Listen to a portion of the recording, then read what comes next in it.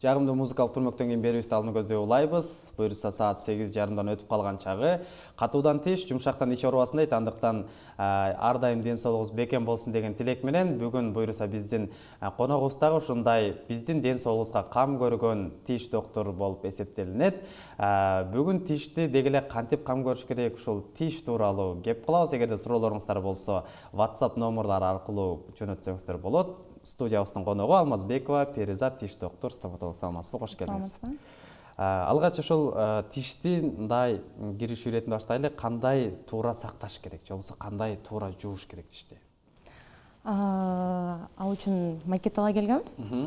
Тишти өзү биздин кыргызчылыкта билбейм, эртеден эле бизге түшүндүргөн эмеспи, айтор азыр кыргызча мындай айтканда эртең менен эле жуушат. Эртең менен турганда жууп туруп, анан тамактанышат. Вообще өзү 2 мал жууш керек. Каласы 3 мал. Но эми көбүнчөсү прям стабильно 2 мал жууш керек. Это эртең менен и кечинде.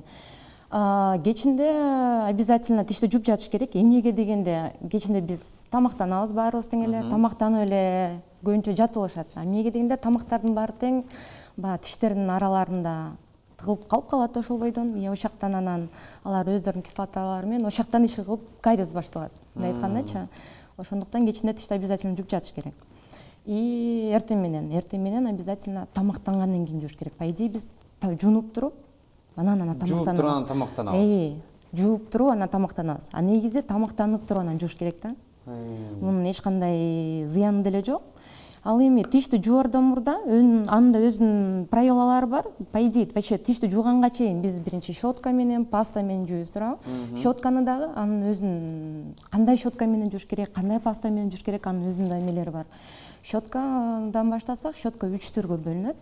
Бул эң катуусу твердой жесткости, средней жесткости и мягкой жесткости депчи. Анан бизге деги эле баарына тең средней жесткости дегенди колдонуш керек. Неге дегенде твердой жесткости ал менен катуу жишип салса, анын щетканын щетинкалары аябай эле катуу болот. А менен биз дирайт этип чыштайбыз эмальдычы. Ошондон баягы чувствительность болуп баштайт, ысык мустакка. То есть биз эмаль дирайт этип чыштайбыз.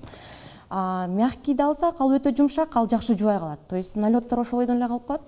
Ал эми средняя жесткость, ал уже дана жууй турчу жакшы ошону колдонсо болот. Обязательно айтарым, щетка тандаардан мурда, алардан мурда жазылып турат. Ошону окуп тура алыш керек да. Средней жесткости, же мягкой жесткости, же твердой жесткости деп любой щеткада ошону жазылып турат.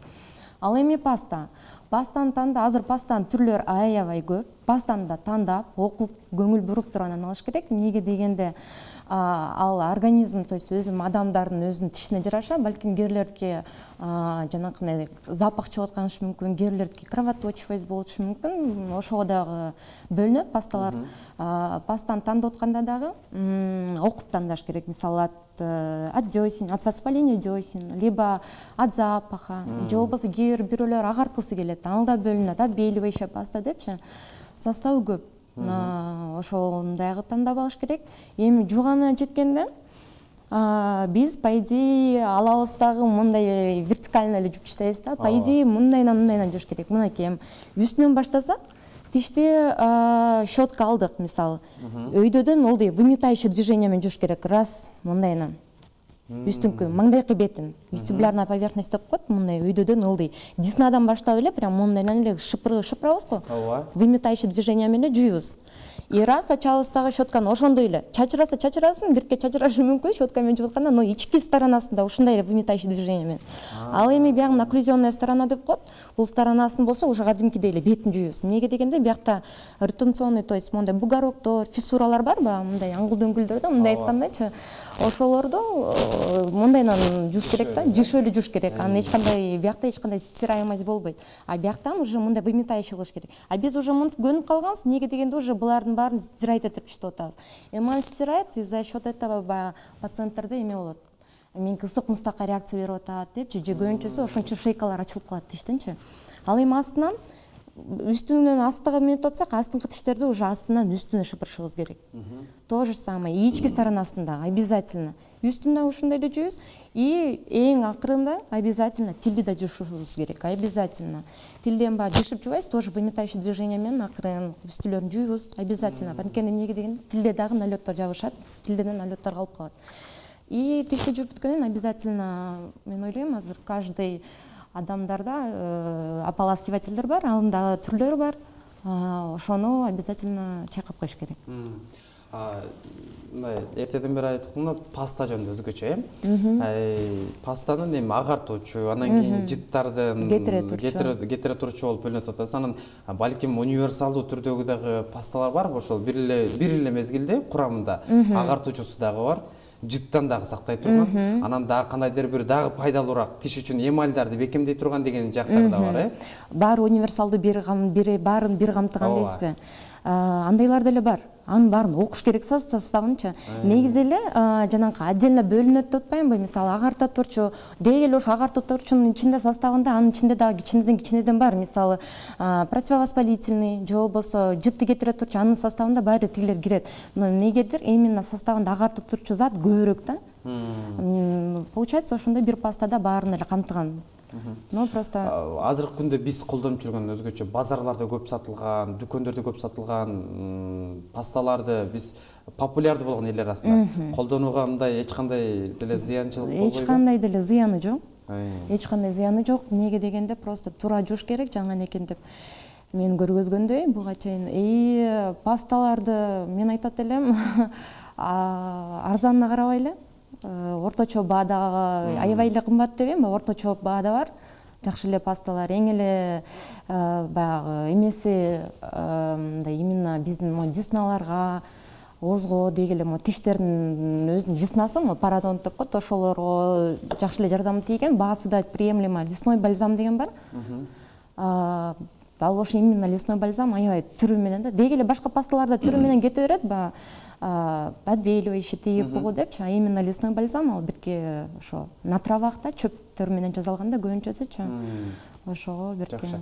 Билдиргенге саламатсызбы, брекет койдурсамбы деген кандай түрү бар, кандай жакшы дейт. Эми ошо брекетке дагы бир аз өтө токшойбуз. Брекетте өзү муну раздел ортодонтии деп коет. То есть раздел ортодонтии бул детская стоматология кирет. То есть кичинекей жаштан баштап именно смена прикуса молочный тиштер болуп баштаганда бул уже 11-12 жаштан баштап коюп баштаса болот брекетти. Брекеттин түрлөрү металлический болуп бөлүнөт. Морекиндеги азыр уже бул металлический. Жана керамический болуп бөлүнөт. Бул уже ак цветтэй и сапфировый болуп бөлүнөт. 11-12 жаштан баштап коюп баштаса болот. Койсо болот, Койсо болот, Жакшы. Бунун функциясы тишти тизде. Бул канча убакытка чейин коюлат? Андан кийин буну койгондон кийин эмнелерди кылыш керек? Кандай өзүнүн жол-жоболору бар?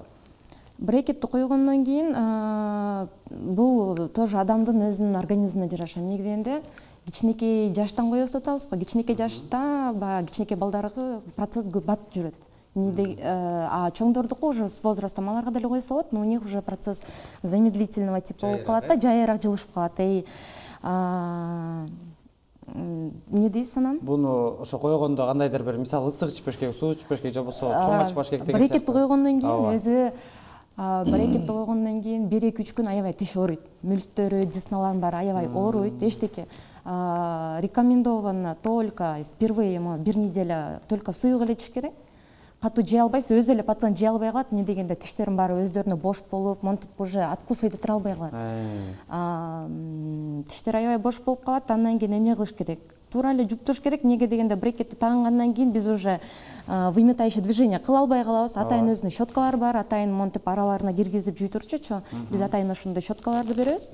Араларына киргизип жуп турган. Бирок азыр эле колдонуп аткан щеткаларды эле колдонсо болот. Бирок аны уже биз монтип үстүдөн кайра ылдыйдан жуп калабыз, уже араларына атайын мындай кичинекей щеткалар бар, атайын өзүнүн брекет жууп турчу пункттарды, чымында контактный пункттарга киргизип жуйбуз аны.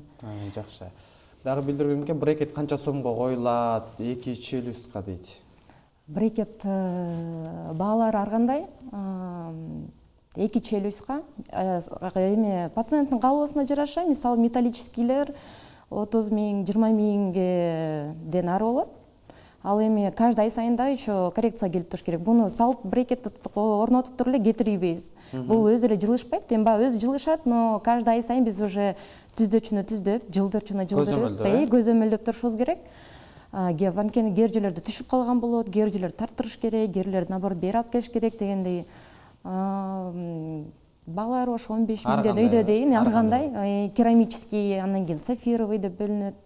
Бул мисалы айрым тиштер эми түз болот, же азуулар түз болот, анан брекетти таккандан кийин тескерисинче туура эместерин оңдоп ордуна келтирип, туура тургандарын балким бошотконго зыяны тийбейби брекеттин? Зыяны деле тийбейт. Брекетти таңкандан кийин эле уже анын эртесинен баштап эле тиштин баары бошоп баштайт. Бир айдын ичинде аябай бошойт. Деги эле брекет полный устанавливать этергенден баштап чечкенге чейин тиштин баары койдундары бош болот. Эгерде тез эле тишти аябай өзүнүн баягы зубной рядка алып келип анан аны брекетти чечип туруп кетирбесек, тиштер кайра эле баягы жылышып кетиши мүмкүн. Анан эмнеге дегенде бошту уже тамырларычы. Анын үчүн антип кетиргенге болбойт, пациенттерди кетирбейбиз. Эч качан ал үчүн атайын мондай эме бар. Верхний челюстка каппа деп коет, же ретейнер, мондай прозрачная кие турчу да. Ал тиштерди ошо бир эмеде кармайт. Аны только тишти жоорда жана тамактанаарда эле чечсе болот. Ал эми на нижней челюсть болсо эме ылдыйкы бетинен, ички сторонасынан ретейнер деп коет. Ошону устанавливать этебиз, чтобы тиштер бир положенияда турсун. Аны ретейнер менен каппаны 4-5 жыл эле тагынышат, киет дагы. Ал эч кандай ага пациент уже көнүп калат, адаптация болуп калат да.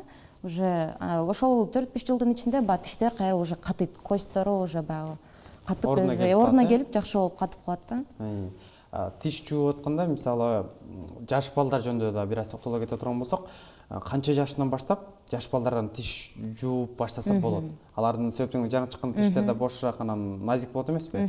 Анан щетка менен пастасын кайсыларды, кандайларды сиз мындай сунуштайт элеңиз? Же болбосо чоң биз колдонуп жүргөн эле пасталар менен жууй берсе эчинеси болбойбу, тиштерге зыян бербейби деген сыяктуу? Эч кандай зыян бербейт. Эмнеге дегенде детская паста деп отдельно дагы бар. Алардын составында кальций биртке көбүрөөк. Анан фтор азыраак болот да, чтобы тиштерине, молочный тиштерине зыян келтирбеш үчүн. Еще тиштери, молочный тиштери аларга деген эме жетишпейт, кальций жетишпейт. Тишке вообще өзүнүн эле структурасына твердый болуш үчүн, эмаль катуу болуш үчүн, курт жебеш үчүн бул өзү эле эң эле главный помощь ингредиенти бул кальций да. Кальцийди вообще эле айта кетет элем родителям да, кош бойлуу эжекелерге убагында эле уже ошо боюнда бар кезинде эле кальций ичип баштаса, анын эч кандай зыяны жок. Эмнеге дегенде именно во время беременности ичинен кальцийдин баары балага кете берет. И көбүнчөсү эжекелер келет, азыр мен төрөгөндөн кийин тишим баары урпурап калды, анан курт жеп калды депчи. Ал эмне себептен? Эмнеге дегенде ал өзүнүн сөөгүнөн анан тишинен кальцийдин баары балага кеткен да. И кээ бир кичинекей балдарда аябай эле уже кичине чоңоюп калгандан кийин эле тиштер молочныйлар чыккандан кийин эле уже курт жеп баштайт. Ал эмнеге? Значит, тишине кальций көбүрөөк жетишпейт. Тиштер кичинекейлерге эле кальций түрү бар. Ал эң арзаны деле, эң кымбаты деле, эч кандай зыяны жок. Баары бере берсе жакшы болот эле, эжекелер, особенно кичинекей балдарына. Аны эми пастан ошо айткандай эле фтор азыраак, анан кальций көбүрөөк. Ошондо 3-4 жаштан жууп баштаса болот балдар деле. Жууп башы тиши чыккандан, молочный тиштер прорезываться деп чыккандан кийин эле по идее жууп башташ керек. Негизи ошондон баштап эле көндүрүш керек балдардычы. Ай кечинде жууп тур деп элечи. 1-2 жолу айтса, 3-үчү күнү уже өзү чуркап барып жууп калат тиштеринчи. Кош бойлуу кезинде дагы төрөгөндөн кийин дагы тиштер бошоп калды, же болбосо тиштерге көбүнчө мындай суук тийди деген кездер болот. Ошондо кандай эрежелерди сакташ керек айымдар үчүн? Айымдар үчүн ошол эле себеп, во время беременности кальций кеткен үчүн тиштердин баары слабый болуп калат. Именно тишке өзү каждый тиштин баягы пародонт, каждый тиштин, то есть коренный пародонт деп коет да, ошолор жооп берет. Ошолордун баары ослабленный болуп калат. Ошол себептен тиштердин баары бош болуп калат. Же болбосо бир тиши, эки тиштин ортосунда мисалы бир тиши жок деп коелу, уже бул тиштер баары жылышып кетет бияка. И ошондуктан да еще плюс бошоп калат да бирткечи. Ал моментте уже келиш керек бизге. Вообще өзү любой пациент, любой адам тишине 1 жылда 2 жолу келиш керек, же болбосо 6 ай сайын келип туруш керек профилактика үчүн. Оорубаса деле жөн эле көргөзүп. Же болбосо билбейм, эми келип ошону сактанып туруш керек да тиштер. Жакшы. Эч кимге зыян тийбейт дейм. Көпчүлүк убакта биз чындап эле мисалы туура эмес жуугандыктан, же болбосо ошондой көп нерсени ылгабай жегендиктен дагы эмальди кетирип алабыз, тиштин эмалин. Анан кийин ысык суукка бат реакция берет тиштерибиз. Эмальди кайра ордуна келтирүү үчүн, же болбосо эмальдерди сактоонун дагы жол жоболору барбы? Көбүнчөсү ооба, мен айта кеткендей, буга чейин тишти туура эмес жуугандан, стираемость же болбосо адамдардын өзүнө тишти ошо кальций жетишпегендиктен слабый болот тиштери. Же болбосо анын причиналары көп, же болбосо налеттор чисткага келбей жүргөндөр, убагында профилактикага келбей жүрүп, тиштердин баарына налет, деснанын баарынын ичине налет кирип кеткен болот. И ошондуктан тиштердин баары уже шейкалардын баары оголяция этип баштайт да, пародонтоз деп коет. Ошол моментте тиштердин баары бошоп баштайт. Эмаль стираемость болуп калат, и ошондуктан ысык мустакка реакция берип калат. Аябай ысык ичкенге болбойт, же аябай мустак ичкенге болбойт, сразу пациент дүңк кете түшөт да. Ошол себептен аларды сакташ үчүн эмне кылыш керек? Шейкалар ачылып калган турган болсо, аны уже пломбалап койсо болот. Анткени эмне дегенде шейкаларын монтип бир нерсе өзү деле щетка менен жууп атканда же тырма менен монтип тийсе, тоже ооруйт да. Ысык мустакка реакция от чувствительности тоже пасталарды жууп туруш керек, обязательно от чувствительности деген. И бизге келиш керек, стоматологдорго, анткени бизде өзүбүздүн препараттарыбыз бар, атайын от чувствительности дегенчи, гелдер бар, ошол шваб коебуз. Жогоруда суроо келген экен да, сода менен жууса зыян эмеспи, негизи ушуну кандай деп? Сода, туз дегеле зыяны жок. Сода, туздун эч кандай зыяны жок, жууса болот, но постоянно жуаш керек. Бир жумада бир жолу жууп турса, анын эч кандай зыяны жок, но күндө жууганга болбойт. Күндө жууса зыяны бар албетте. Тишимди эртең менен жана кечинде жууйм, бирок жагымсыз жыт кетпейт, курт тишим жок дейт. Бул себептен да көп кайрылышат. Неге дегенде, бул если тишинде эч кандай курт жок болсо, причина либо деснасында болушу мүмкүн. То есть буга чейин айта кеткендей, деснасында налеттор көп, тиштеринде курту жок. Деснalардын баары өзү биз мындай визуально эле көрүп коебуз. Вообще деснанын цвети бледно-розовый болуш керек. Бизге кып-кызыл монтип шишип дөмпөгөндө келет да. Запах именно ошол жактан кетет. Запах и плюс кровоточивость. Если кровоточивость и запах, кровоточивость жок болсо, тиш жууп атканда жөн эле запах бар болсо, мүлктөрү жакшы болсо, десналарычы, анда бул адамдын ашказанынан кетип алат. Ашказанынан берет. Анда уже бизге эмес, башка адистерге кайрылыш керек. Сода менен туз менен кайсы убактарда чайкаса болот? Же мындай этият шарт үчүн деле эч кандай оорубаса деле тиштерин чайкай берсе болобу? Бир жумада бир атасыз. Болот. Бир жумада бир жолу эмес, 2 жолу деле жуусаңыздар болот. Если эч кандай кажети жок болсо, анын эч кандай зыяны жок. Но биз кайсы учурларда көбүрөөк чайка деп кетиребиз. Тиштердин беттери шишип келген малда, анткени тиштин түбүндө ириң бар болот. Аны кетириш үчүн обязательно чайкаш керек. Чайкамайынча кетпейт. Чайкаганды биз именно ошо туз, сода менен чайкатабыз. Саламатсызбы Перизат эже, тиш канаганда дегенден эсиме өтүп кетти. Кийинкисин окуйм. Силердин адресиңерди айтып коюңуздарчы, сурайынчы, рахмат дейт. Адресибиз Мамакиева больницанын маңдайында, туура айтканда Гагарина Жунусалиеванын пересечениясында медцентр бар, Brain Test деген. Ошонун эле биринчи кабинетинде иштейбиз. Жакшы. Кайра суроо келген экен, тиш канаганда эмне кылыш керек? Жана катуу нерсе кемирсе болобу дейт. Кыргыздар өзгөчө сөөк кемирип, же болбосо жаңгакты тиш менен чагып, ошо нерселерди көп кездештиребиз. Катуу нерсени, аябай эле катуу нерсени жегенге болбойт, и жебей да койсо болбойт деп айтпайм. Эмнеге дегенде, тиштер вообще азулар, өзү эле вообще тиштер аябай катуу нерсени чайнабай койсо, бул тиштер именно ошо мүлктөрү воспаляться этип баштайт. Анткени бул тиш амортизация болуп туруш керек. То есть катуу монтип чайнап туруш керек да. Бирок аябай эле катуу нерсе эмес, эптесе эле сөөктү кемирип эмес, бизде азыр жеп туруш керек обязательно. Анан тиш канып атса чайкаш керек. Анан келиш керек, биз анын причинасын көрүшүбүз керек, эмнеден канып атат. Ромашка менен да чайкаса болобу деген дагы бир суроо келди. Аябай жакшы. Мен көбүнчөсү мага келгенде туз, сода менен чайка деп деле айтам, но көбүнчөсү бул аптекаларда сатып турчу нерсе, именно чөпчү, именно ромашка, шалфей деген да бар, экөөнү постоянно жазып берем пациенттергечи. Алардын эч кандай зыяны жок. Аябай жакшы таасир этет. Эмнеге дегенде булар илгертеден эле, мисалы азыр любой дарыны ичсең, ошол же бир жериңе жардам берсе, почкаңды баары бир өлтүрүп берет, почкаңа бары берет.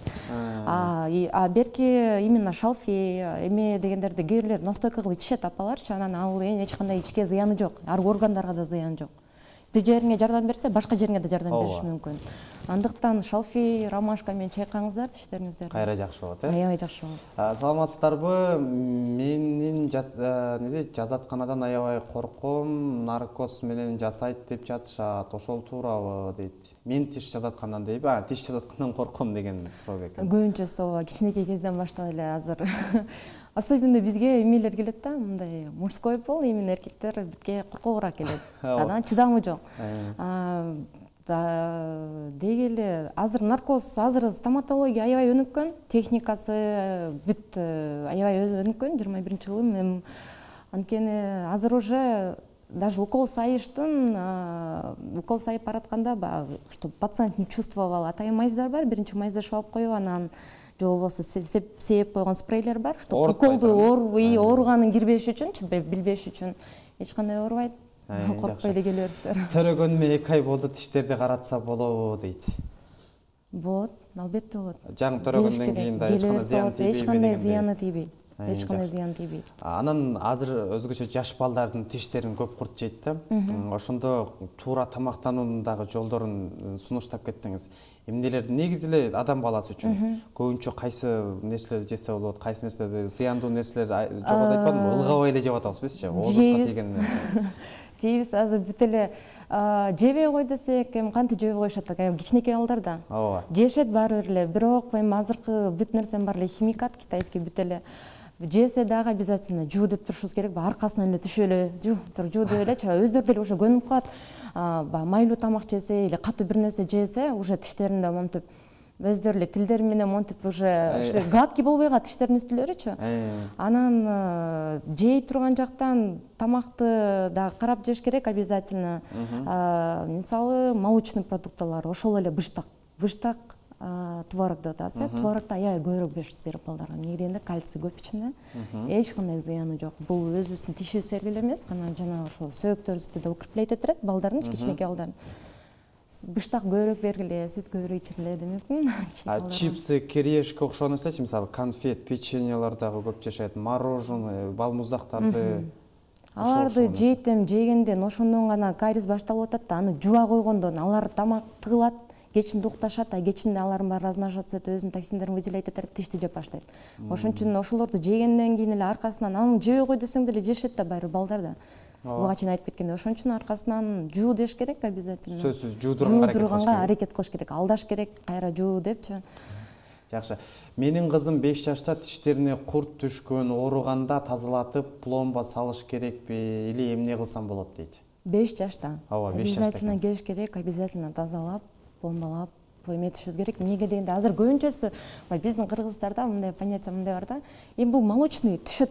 Барбай эле стоматологко депчи, анан айтып кетет элем, азыр уже стоматология буга чейин айтып кеткен өнүккөн. Азыр эч кандай балдарды алдап, коркутпай, чтоб алар аябай мындай ойноп кетишет да, келипчи, наоборотчу. Азыр ошондой болуп калган, анан тиштерди наоборот келип молочный болсо да, кийин ал түшүп кала турган болсо да, келип тазалатып кетиш керек обязательно. Эмнеге дегенде молочный тиш, мисалы молочный, биягында постоянный. Муну биз деп туруп жулдуруп таштадык, бул молочный да тазалабай эле койгулчу, буга эмне акча кетет. Лучше азыр молочный постоянный чыгат, эмне болмок эле депчи.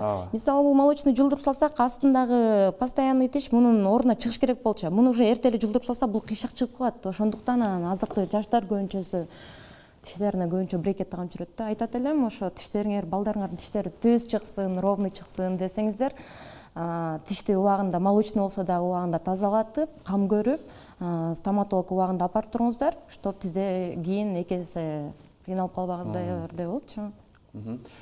Стоматит эмнеден болот дейт? Балтушкага айыкпаса, балтушкага дейт, что айыкпаса эмне берет дейби, эмне кылыш керек дейт? Стоматит бул эки жактан болушу мүмкүн. Себеби деги эле эки эмес, деги эле көп. Бул биринчиси гигиенадан, ооздун ичинде гигиенадан, же ооздун ичинде кам көрүш керек, же болбосо бул адамдын өзүнүн гемоглобини түшүп кеткен. Канына жараша да болот. Кээ бир адамдардын тиштери, ооздордун ичи, десналары аябай жакшы, гигиенасы аябай жакшы. Просто карасаң уже каным аз, сурайсың да, каның азбы, гемоглобин кандай десе, ооба менин каным аз депчи. Кан аздардыкы стоматит резко чыгат. Ошондуктан каныңарды көтөрсөңүздөр, бул стоматит чыкпайт. Чоң рахмат, жакшы, аябай жакшы, кызыктуу маек болду ишенебиз. Теле көрүүчүлөр дагы кызыккан суроолоруна жооп алып алды. Терең ыраазычылык билдиребиз, ишиңизге ийгилик. Ал эми урматтуу теле көрүүчүлөр, биз болсо алдыно көздөй сапарыбызды улайбыз.